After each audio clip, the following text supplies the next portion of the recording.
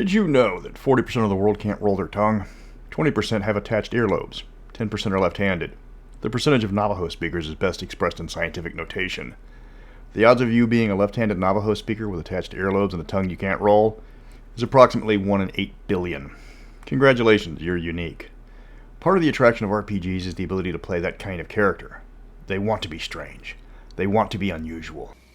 I myself am strange and unusual. To make choices that separate you from the rest of the world. But what happens when the thing that makes you mysterious and awesome becomes common and ubiquitous? When the word rare becomes just a meaningless compliment? Welcome to the problem with magic in D&D. Approximately half the races get spells or magical abilities at level 1. What was supposed to be a mechanic designed to balance martial versus arcane is now as balanced as a sumo wrestler on a seesaw. In order to save what made magic special, we need to scale it back. But first I must convince some why it's necessary. Okay, at least the people that want to play magic using types. I can't help the power gamers, that's why they play. Magic spells are balanced for wizards, except cantrips. Those need to burn, but I'll get to that. Spells that are helpful for wizards by giving them a bonus in something they don't usually have a lot of becomes an issue when it's offered to people that don't have those restrictions. The shield spell is brought up quite a bit. A wizard with a 20 dex has an armor class of 15 without magical help. Okay, find me a wizard with a 20 dexterity, but this is just to prove a point, so play along. The shield spell gives him plus 5 armor until his next turn, and it's cast on somebody else's turn, so it doesn't interfere with the action economy. So 20 armor class for 1 round of attacks. Not bad. Now give it to a fighter with plate and shield. That's 25 armor class with no other modifiers for 1 round of attacks. You're far more likely to find a fighter with plate and shield than an Olympic gymnast that can throw spells. And it just takes a level 1 multi-class dip in wizard to get that shield spell. And the gymnast brings us to the problem that 5th edition has forgotten. It's all about balance. There's a reason why wizards couldn't use armor in previous editions. They had their spells to compensate. Also, fighters could take a level of wizard, get a bunch of useful defensive spells, and watch as monsters who struggle to hit them in heavy armor throw their hands up in futility because of the magical bonuses the fighter now has. Wizards have a finite resource that is much more powerful than the options the martial types get. But it's a limited resource. Fighters can do sword damage to a bad guy every round and often multiple times a round, but it's just one guy at a time. Wizards can vaporize a room full of goblins with a single fireball, but it's only a limited number of times before that resource is expended. The wizard can wipe out 3 rooms of goblins with no problem, but the 4th room of goblins will cause the wizard problems, and make him think that the DM has a goblin fetish.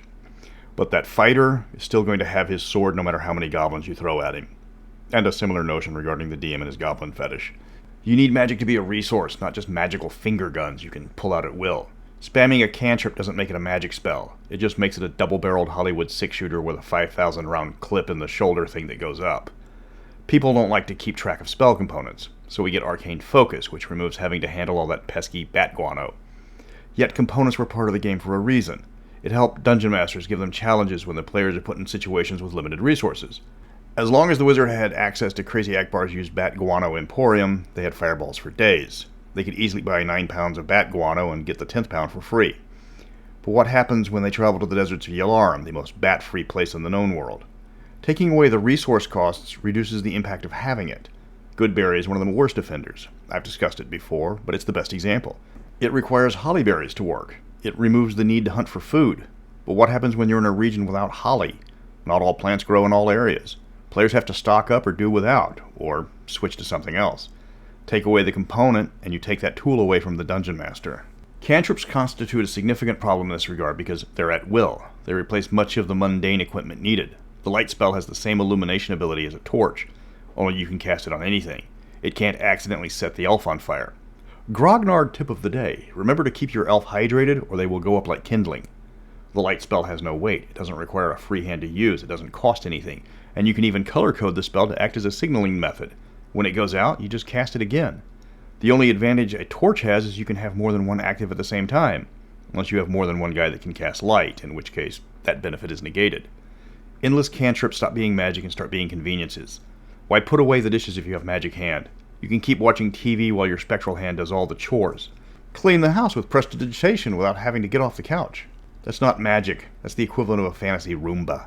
The more that can be accomplished with an at-will spell acquired by anybody with just a feat, the more it cheapens the game. The finger gun cantrips in 5th edition replace any needs for ranged weapons, so why does the wizard need proficiency in ranged weapons to start with? You've got your choice of a D4 sling or dart, a D8 light crossbow, or a D10 flame bolt. A flame bolt that automatically gets better with extra attacks compared with all those weapons that need ammo and only fire once per turn. Compare Acid Splash from 3.5 to 5th, where it was originally D3 damage that never got any better except with metamagic feats. A sling did more damage and had better range. But Acid Splash was the go-to spell for finishing off a troll. 5th edition, it does 1d6 damage, with more than double the range and the extra die of damage every so many levels. 3rd edition cantrips, essentially blue chunks, but could be improved with metamagic feats. But those turn the cantrips into real spells that cost a spell slot. Did you want to use a twin spell feat on Acid Splash? Spend a 4th level spell. Even with metamagic feats, they still blue chunks. 5th edition cantrips never require resources to cast. You can't really stop a wizard from using a spell at all. Not even with actions that should normally stop them. Restraining a wizard doesn't stop them from blasting you. It's because player agency, which originally meant not letting the DM decide your character's actions, now some people have interpreted it to mean that you can't stop their characters from using their action, which restricts the methods the DMs can challenge the players with. The only way to even stop a wizard from casting spells is to put them in full plate and hope they don't have a first level dip and fighter. Then we move on to ritual magic, or just free higher level spells. This ability has completely taken utility spells out of spell lists. They are rarely needed except during downtime or when there's little risk, like resting or researching. They aren't part of the spells you need to prepare. They also remove a good chunk of adventure design because each encounter should deplete a portion of the group's assets. Spells need to be assets that replace other assets, while more powerful ones are also more finite. This ability applies to ritual spells. A lightning bolt can take the place of dozens of weapon strikes, but you only have a limited amount of castings. Do you sacrifice a lightning bolt for a spell that lets you sleep in peace for 8 hours? Or do you go all in on offense and stick to the philosophy Ash outlines can't interrupt your sleep? Turning the spell into a ritual removes that choice. Now you just go all offensive spells because the tiny hut spell doesn't require you to prepare it. Just find a spot where you have 10 minutes, everybody gets a free rest without further preparations. At that point, utility spells just become class features instead of spells. You don't learn the comprehend language spells. You get an ability that requires a minute to activate. You can do it as many times as you want, as long as you have that minute. The power is never used up. You don't have to sacrifice other assets to use it. The only penalty is a time requirement, and even then it's usually trivial. It was meant to let players cast spells without actually casting them, but the advantage given has outstripped the penalty attached. Then we get to the races that start with spells or spell-like abilities. When the game started, out of 14 races and sub-races in the player's handbook, 4 of them were inherent spellcasters. High Elves, Drow, Forest Gnomes, and Tieflings. That's it. Now the number of races with spellcasters has skyrocketed, and a new race starts with spells for every race that doesn't. More races get built-in spells or magical abilities than Dark Vision. Let that sink in. Creating a low-level magic setting in 5th edition is impossible unless you start banning or modifying many of the most popular races. It's fine if you're running a game in a high magic setting like Glantry, Alphatia, or Belgium, but it gets really hard to justify in places where you don't have magic-using creatures walking down the street. What's the point of Dark Vision when the party can just cast light for the rest of them? It cheapens the abilities of those without magic when those with it can solve mundane solutions with a spell. Sure, you can use your proficiency in sewing to repair the flag, or I can just cast mending as many times as necessary. Everybody getting spells cheapens the game. And when everyone's super, no one will be. Granted, any DM allowing every race from every book will get what he deserves, as anybody who follows me knows my opinion on sandboxes. Too much is not always better than not enough. Spells reduce the need for the mundane, and when half the party is magical, it reduces the need for many of the everyday characters. When you have infinite or near infinite resources, it's hard to challenge the party without getting silly about it. There's no item economy anymore. Wands recharge when expended rather than wearing out.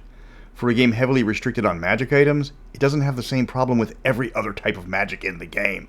For those curious about the number of races that start with magic spells or magical abilities, here's a quick ditty to help you remember. There's Verdant and Triton and fairies and drow plus elves that get rather high. Astral elves came in Spelljammer plus the Gith, both Yankee and Zerai. You can play 50 Shades of Grey Dwarf for both versions of Elfies Mark II. Kalishtar Dream while the Asimir Gleam. Tieflings abound in all shades but blue. Gnomes get deep with Draconic Kobolds. For edgelords you've got Shadar-kai. 4 types of Genasi and 2 types of half-elves, both dark and those very high. Fairbolgs look goofy and hexbloods are spooky, both Yuan-ti like to spit.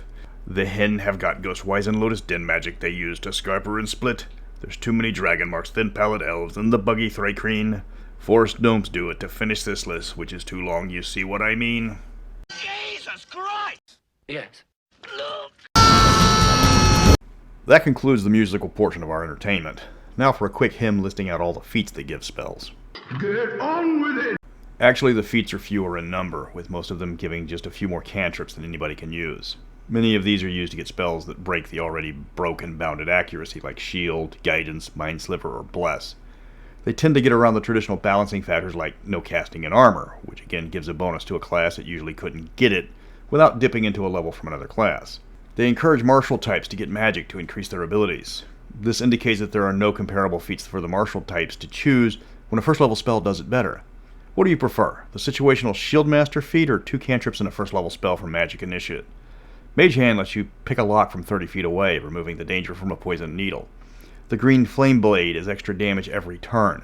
The Resistance spell gives you a saving throw bonus equal to or better than the Shield Master's bonus 75% of the time. Now that I've identified the problem with magic saturation, how do we fix it? It's not going to be easy and a lot of people will complain.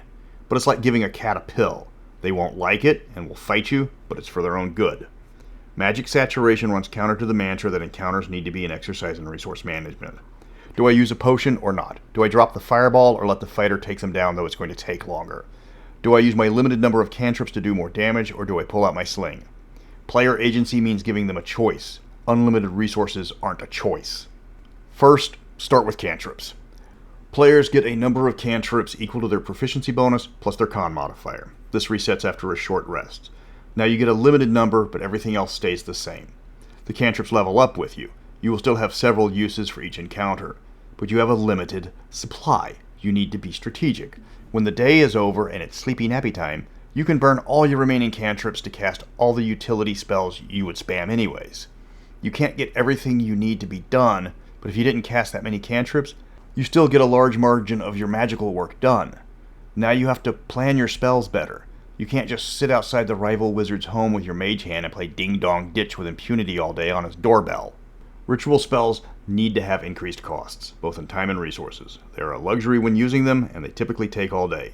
A ritual spell now takes 1 hour per level. There's lots of chanting, dancing, incense burning, some Netflix binging, a game of Jenga if you can work it in, some sacrificing, and lots of dramatic lighting. Now, augury takes 2 hours if you don't already have it memorized, making it far more risky and dramatic. You can't use anything like an arcane focus or holy symbol as a component. All the components are lost in the casting. The casting cost for a ritual spell is now 1,000 gold pieces times the level. If you would cast it normally instead, you would get the much cheaper components costed. Again, now you must choose how to do this. Spend a spell slot for the faster and easier spell, or an afternoon summoning a ghost horse. Lastly, we've got the hardest one, eliminating all the magical spells built into various races. This is where you have to get rather creative, as finding mundane equivalents will be difficult. We'll start with High Elves. They get a cantrip for their elf ability. You can replace it with part of a feat, especially one that's in an elf-type nature, built-in elven accuracy without the stat bonus. The +5 passive bonus from Observant, or maybe you just can't be surprised. Bring back the prohibition on casting magic in armor, and let the High Elves be able to do it in up to medium armor. Yes, it pushes them on a particular path to use all their abilities, but that's par for the course in D&D. I know what you're thinking, and yes, I agree, these are all fantastic ideas that should be implemented immediately. DMs have been pulling their hair out because of the difficulty in making counters that can challenge players. The action economy is a huge culprit, as big monsters have stopped being terrifying a long time ago. The bounded accuracy is another factor. It doesn't apply to characters, just monsters. And magic makes up the third part of that boondoggle because there's just too much of it and it negates most problems. The balance has already been disturbed. You need to scale it back to make the game threatening again. Your players will thank you for it. Where there's a threat, there's a thrill.